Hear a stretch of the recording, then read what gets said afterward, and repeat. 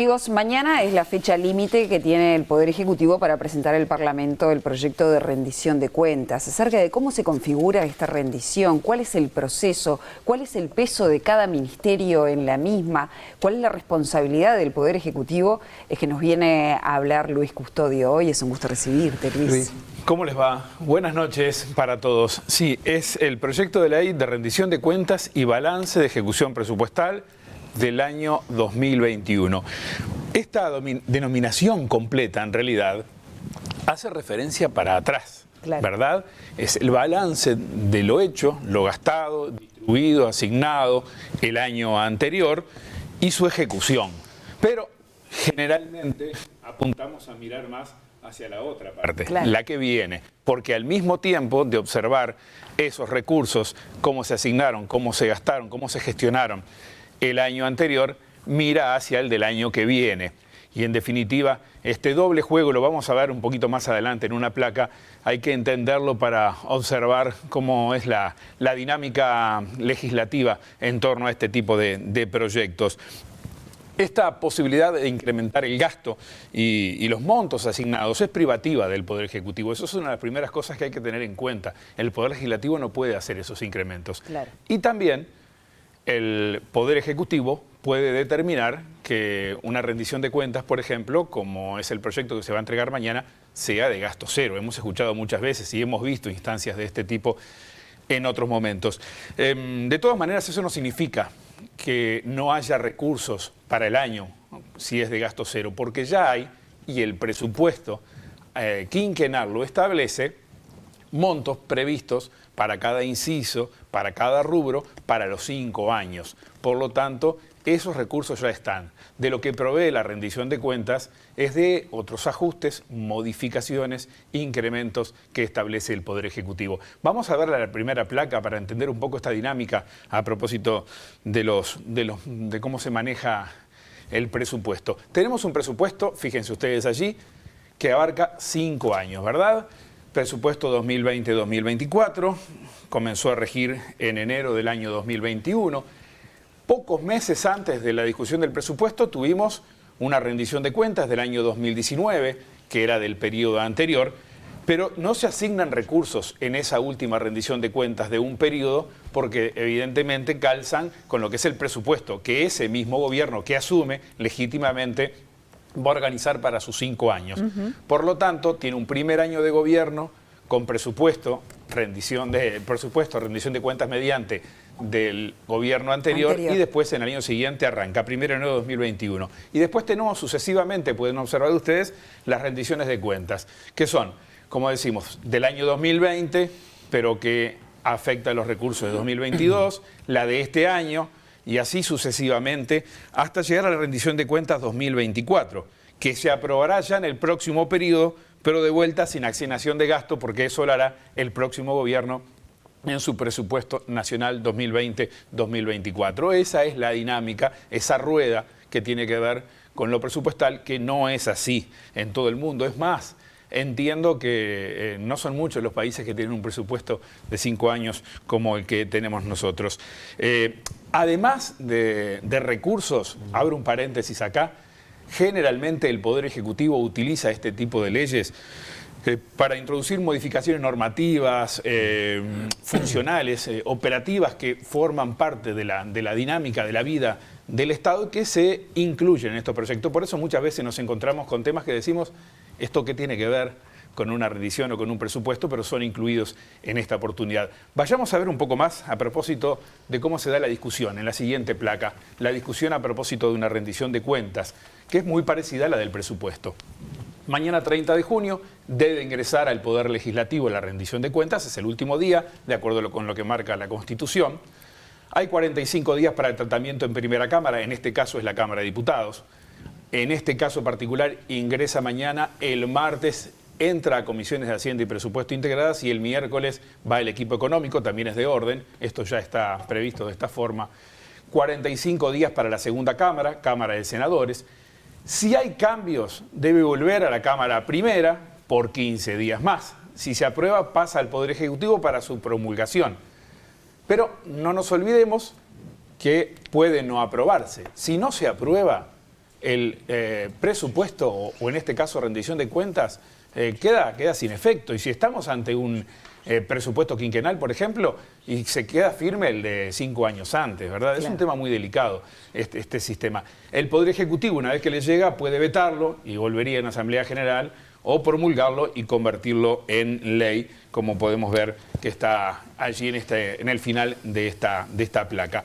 Vamos a ver, en base al presupuesto quinquenal, ahora la distribución por incisos. Este es un dato no menor para comprender un poco la magnitud de una rendición de cuentas apoyada en un presupuesto quinquenal. Estos datos que vamos a ver ahora en la siguiente placa surgen de ese presupuesto para 5 años. Antes que eso, está bien, la placa que ingresó es anterior a lo que iba yo a decir. Son los informes económicos que acompañan la rendición de cuentas. Acá lo que tenemos precisamente es proyectado el comportamiento de las distintas variables hacia adelante. Es un informe, una exposición de motivos que se envía. Y de ahí precisamente surgen números como los que adelantó Azucena Arbeleche, la ministra de Economía, haciendo referencia al 4.8% de alza esperada del Producto Interno Bruto para este año. A partir de eso, armé esta gráfica. ¿Qué es lo que tenemos acá? En rojo, las proyecciones para cada año del presupuesto en cuanto a cómo se comportaría el Producto Interno Bruto. Para 2021 3.5, después 2.9 y así sucesivamente. Ese 2.9 para 2022 ya había sido ajustado. En febrero pasado se había dado una referencia de 3.8 y ahora es de 4.8.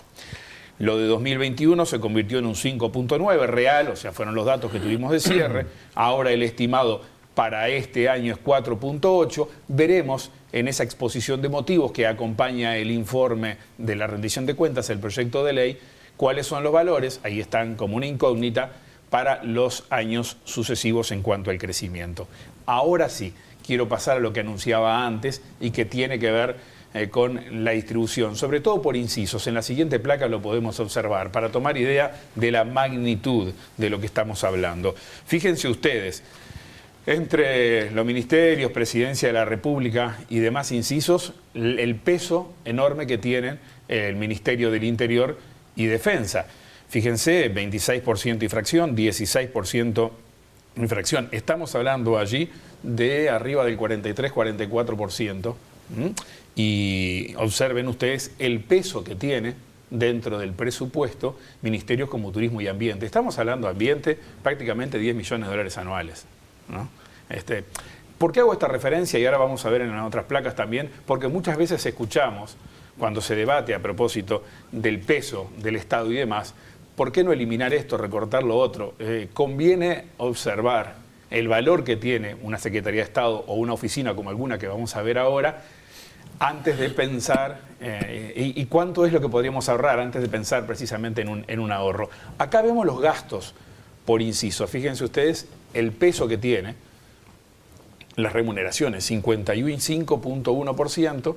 ¿Cuánto queda para inversiones? En este caso estamos hablando de un nivel de inversiones que es bajo y que es bastante restringido teniendo en cuenta la cantidad de compromisos que tiene el Poder Ejecutivo y gastos del Estado para cumplir. Ahora veamos los organismos del artículo 220, porque pesan mucho también. Y en la siguiente placa, que es la última, los podemos observar. Ahí fíjense ustedes dentro de este rubro cuánto pesa la educación.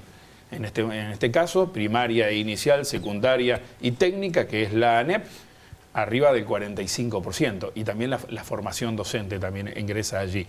Y el peso que tiene ACE. Después recién vieron Universidad de la República. Y vamos bajando, fíjense ustedes, el peso del Poder Judicial. Y si seguimos para abajo, las fiscalías, todos por debajo de 1%. Corte Electoral, tenemos INUMED, TCA, la JUTEP, el Tribunal de Cuentas. Claro, la JUTEP tendríamos que ponerle un dígito más, claro, para poner todavía un valor menor en este claro, caso. Son gastos, de vuelta a la referencia que hacía antes, casi insignificantes de algunos organismos. La JUTEP es menos de $1 millón anual. Nada, o sea, cuando hablamos claro, de eliminar determinadas cosas para hacer ahorros, deberíamos dimensionarlos bien y ver por dónde puede ser algo, y valga el término, ahorrable en realidad, ¿verdad? En este caso la inversión para hacer un paralelismo con lo que veíamos antes, con los incisos, con los ministerios, la inversión en este caso es muy baja, 75% sueldos, 22% funcionamiento y solamente 3% el caso de la inversión en ese rubro del artículo 220. Un apunte más antes de irnos, 24% del presupuesto global es transferencias a la seguridad social. Tengamos en cuenta cuánto pesa. Y esto no es solamente Banco de Previsión Social, transferencia de IVA, BPS, sino también las otras cajas que existen y en más de un caso necesitan asistencia. Un 10% pago de intereses. Con esto, si tomamos en cuenta además remuneraciones del Estado en forma global y también los gastos operativos, de vuelta el rubro inversiones nos queda excesivamente bajo, muy restringido dentro de estos presupuestos. Son números del quinquenio, ajustados para este caso 2023, pensando en la rendición. A partir de esto vendrán nuevos rubros que los conoceremos mañana, pero de alguna manera podemos dimensionar de qué se trata todo esto que está en juego en estos momentos y que comenzará la discusión legislativa la semana que viene. Luis, clarísimo. Muchísimas gracias por el aporte. Ayuda a esclarecer un mecanismo que parece que es más monolítico, pero que en realidad tiene un montón de patas complejas. Sin dudas, y que en definitiva abre, porque es la oportunidad, la demanda general. Claro, cuando escuchamos sectores que demandan X cantidad de recursos, determinado monto para determinados sectores, uno piensa que el tiempo se les agotó, porque para incrementar ya casi el tema material está en la impresora, a esta altura, no habría posibilidades. Sí tienen la chance, luego una discusión legislativa, de un reordenamiento y trasvase de recursos que puedan cumplir con esas expectativas. Pero es el tiempo de las demandas de los sectores políticos, indudablemente. Claro que sí, gracias. Muchísimas gracias. A ustedes. Amigos, Gracias. Antes de